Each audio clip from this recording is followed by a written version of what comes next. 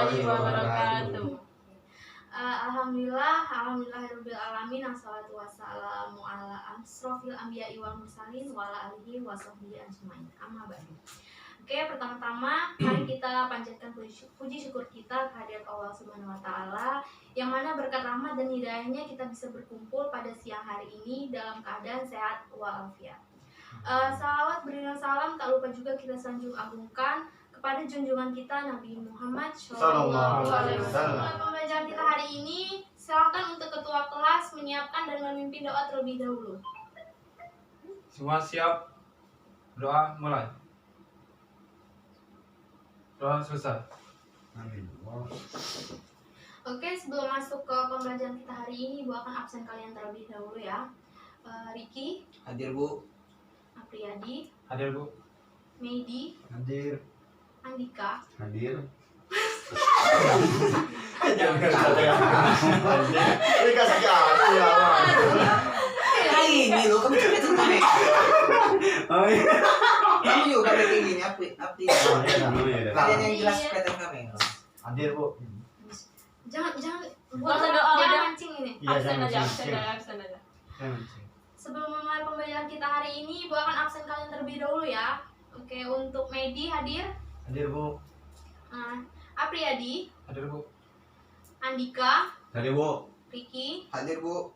Marcella, Hadir Bu. Vespa, Hadir Bu. Armalia. Hadir Bu. Oke, hadir semua ya hari ini. Hari ini kita akan mempelajari materi tentang indahnya Asmaul Husna. Di sini sudah ada yang tahu belum apa sih Asmaul Husna itu? Siapa Bu? Apa? Asmaul Husna adalah terjemahannya nama-nama Allah yang agung lagi indah. Oke, bagus. Bentar ya, Medi.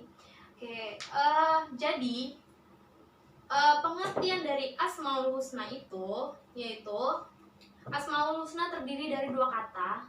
Yang pertama asma, yang berarti nama-nama, dan yang husna, yang berarti baik atau indah. Jadi Asmaul Husna itu dapat diartikan sebagai nama-nama yang baik, yang lagi indah, yang dimiliki oleh Allah Subhanahu wa taala. Sebagai bukti keagungannya, kata Asmaul Husna itu diambil dari ayat Al-Qur'an, surat Toha ayat 8 yang artinya Allah Subhanahu wa taala tidak ada Tuhan melainkan Dia. Dia memiliki Asmaul Husna, nama-nama baik. Adapun dalil tentang Asmaul Husna ini, firman Allah Subhanahu wa taala dalam Quran surat Al-A'raf ayat 180 yang artinya, dan Allah Subhanahu wa taala memiliki Asmaul Husna, maka bermohonlah kepadanya dengan menyebut nama-namanya yang baik, dan tinggalkanlah orang-orang yang menyimpang dan menyebut nama-namanya. Nanti mereka akan mendapat balasan terhadap apa yang mereka kerjakan. Quran surat Al-A'raf ayat 180. Dalam ayat lain dijelaskan bahwa Asmaul Husna itu merupakan amalan yang bermanfaat dan mempunyai nilai-nilai yang tak terhingga. Berdoa dengan menyebut Asmaul Husna pun sangat dianjurkan menurut ayat tersebut. Adapun hadis Rasulullah yang diriwayatkan oleh Imam Bukhari yang artinya dari Abu Hurairah radhiyallahu anhu, sesungguhnya Rasulullah Shallallahu Alaihi Wasallam bersabda, sesungguhnya Allah Subhanahu Wa Taala mempunyai 99 nama, 100 kurang 1. Barang siapa yang menghafalkannya, maka ia akan masuk surga. Hadis riwayat Bukhari. Berdasarkan hadis ini, menghafalkan Asmaul Husna akan mengantarkan orang yang melakukan masuk ke dalam surga. Apakah hanya dengan menghafalkan saja seseorang itu mudah masuk ke dalam surga? Jawabannya tentu saja tidak. Karena menghafalkan Asmaul Husna itu harus juga diiringi dengan menjaganya, baik menjaga hafalannya dengan terus-menerus menzikirkannya, maupun menjaganya dengan menghindari perilaku-perilaku yang bertentangan dengan sifat-sifat Allah. Jadi kita di sini akan mempelajari tentang makna Asmaul Husna. Karena Asmaul Husna itu kan ada 99. Jadi karena terlalu banyak dan mungkin waktunya tidak cukup, jadi kita mempelajari beberapanya saja ya. Jadi kita hari ini akan mempelajari tentang Asmaul Husna Al-Karim. Secara bahasa Al-Karim itu mempunyai arti yang maha mulia, yang maha dermawan, atau yang maha pemurah. Secara istilah, Al-Karim itu diartikan bahwa Allah Subhanahu wa Ta'ala yang maha mulia, lagi maha pemurah, yang memberi anugerah atau rezeki kepada semua makhluknya. Sebagai zat yang sangat banyak memiliki kebaikan, maha pemurah, pemberi nikmat dan keutamaan, baik ketika diminta maupun tidak. Manusia yang berharta dan dermawan hendaklah tidak sombong jika telah melakukan sifat dermawan, karena Allah Subhanahu wa Ta'ala tidak menyukai sifat kesombongan. Dengan demikian, bagi orang yang diberikan harta melimpah maupun tidak dianugerahi harta oleh Allah Subhanahu wa Ta'ala, keduanya harus bersyukur kepadanya, karena orang yang miskin pun telah diberikan nikmat selain harta. Yang kedua itu ada al-mu'min. Al-mu'min ini secara bahasa berasal dari kata aminah, yang berarti pembenaran, ketenangan hati, dan aman.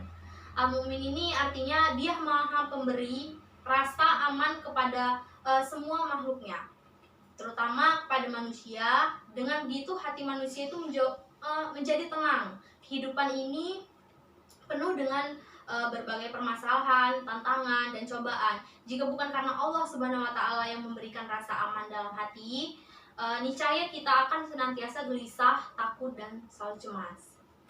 Dengan namanya Al-Mu'min, berarti kita memohon kepada keamanan, dihindarkan dari fitnah, bencana, dan siksa.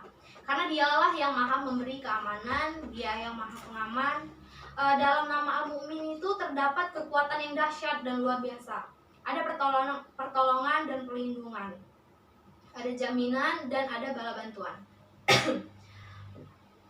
Mengamalkan dan meladani Al-Mu'min itu artinya bahwa seseorang yang beriman harus menjadikan orang yang ada di sekelilingnya aman dari gangguan lidah dan tangannya. Berkaitan dengan itu, Rasulullah Shallallahu Alaihi Wasallam bersabda, demi Allah tidak beriman, demi Allah tidak beriman, demi Allah tidak beriman. Para sahabat bertanya, siapa ya Rasulullah? Rasulullah menjawab, orang-orang yang tetangganya merasa tidak aman dari gangguannya. Hadis riwayat Bukhari dan Muslim. Yang ketiga itu ada al-wakil. Al-wakil mengandung arti maha mewakili atau pemelihara. Al-wakil itu yang maha mewakili atau pemelihara, yaitu Allah Subhanahu wa Ta'ala memelihara dan mengurusi segala kebutuhan makhluknya, baik dalam urusan dunia maupun urusan akhirat. Dia menyelesaikan segala sesuatu yang diserahkan hambanya tanpa membiarkan apapun terbengkalai.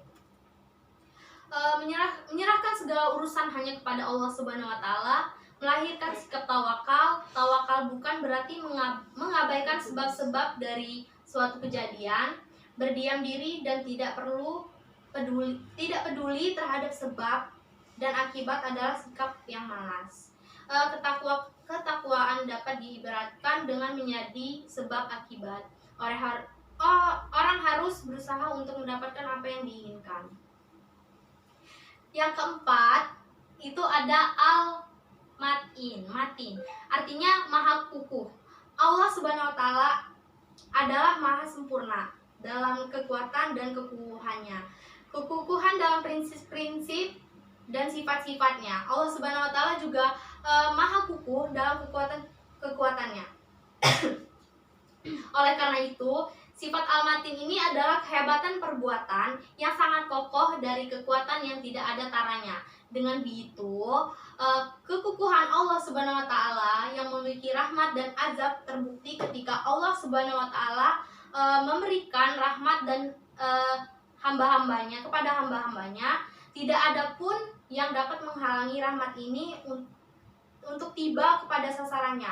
Demikian juga tidak ada kekuatan yang dapat mencegah pembalasannya. Masuk yang terakhir ada al-jami. Al-jami ini artinya adalah yang maha pengumpul atau penghimpun, yaitu bahwa Allah Subhanahu wa Ta'ala maha mengumpulkan atau menghimpun segala sesuatu yang tersebar atau terserak. Allah Subhanahu wa Ta'ala maha mengumpulkan apa yang dikehendakinya, dan dimanapun Allah Subhanahu wa Ta'ala berkehendak, menghimpun ini ada berbagai macam bentuknya, yaitu diantaranya ada mengumpulkan seluruh makhluk yang beraneka ragam termasuk manusia dan lain-lainnya di permukaan bumi ini, dan kemudian mengumpulkan mereka di padang mahsyar pada hari kiamat. Jadi itu tadi ada 5 nama-nama Asmaul Husna yang kita pelajari dan kita bahas hari ini. Di sini masih ada yang belum paham tentang materi kita hari ini. Kalau belum ada yang paham, silahkan kalian untuk bertanya. Saya Bu. Oke, Dika silahkan. Ada nggak sih Bu kalau kita beriman kepada Allah itu mencerminkan perilaku kita ke Asmaul Husna? Maksudnya? Adakah hubungan beriman kepada Allah itu mencerminkan perilaku kita ke Asmaul Husna? Oke, hubungannya ya, mencerminkan Asmaul Husna ya. Langsung Ibu jawab ya. Ya sebenarnya ada hubungannya. Karena iman kepada Allah yaitu taat kepada perintahnya.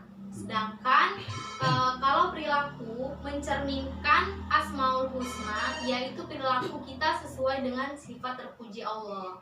Jadi keduanya itu memiliki tujuan yang sama, yaitu untuk taat kepada Allah. Jadi mereka itu saling berhubungan. Oke, jelas? Jelas. Oke. Di sini ada yang ingin bertanya lagi tidak? Paham semua? Paham Bu. Oke. Kalau paham semua, Ibu coba tes kalian ya. Coba untuk Medi, Ya Bu. Ibu mau Medi, coba bacakan ayat yang menerangkan tentang Asmaul Husna. Coba bacakan ayat yang menerangkan Ya. tentang Asmaul Husna ya. Ah. Bismillahirrahmanirrahim. Assalamualaikum warahmatullahi wabarakatuh. Waalaikumsalam warahmatullahi wabarakatuh. Baik, di sini saya akan membacakan ayat yang berkenaan dengan Asmaul Husna. A'udzu billahi minasy syaithanir rajim. Bismillahirrahmanirrahim. Qul ud'u Allaha ud'u Rahman ayyamma tad'u falahul asma'ul husna. ولا تجهر بصلاتك ولا تخافت بها وابتغ بين ذلك سبيلا صدق Allahul Azim. Yang artinya, katakanlah Muhammad, seluruh Allah atau seluruh Ar-Rahman, dengan nama yang mana saja kamu dapat menyeru, karena dia mempunyai nama-nama yang terbaik, yakni Asmaul Husna. Dan janganlah engkau mengeraskan suaramu dalam sholat, dan janganlah pula merendahkannya, dan usahakan jalan tengah di antara kedua itu. Allahu a'lam bishawab. Ya. Oke, terima kasih ya untuk Medi. Untuk teman-teman sekalian udah pada paham semua ya Siap. materi kita hari ini. Oke, berhubung waktunya sudah berakhir, Ibu cukupkan saja materi kita hari ini. Semoga kalian sudah mengerti dan semoga kita bisa menerapkan dan mengamalkan Amin. pada kehidupan sehari-hari. Amin. Oke, baik, kalau begitu mungkin sudah cukup. Ibu tutup saja, Ibu akhiri. Wassalamualaikum warahmatullahi wabarakatuh. Waalaikumsalam warahmatullahi wabarakatuh.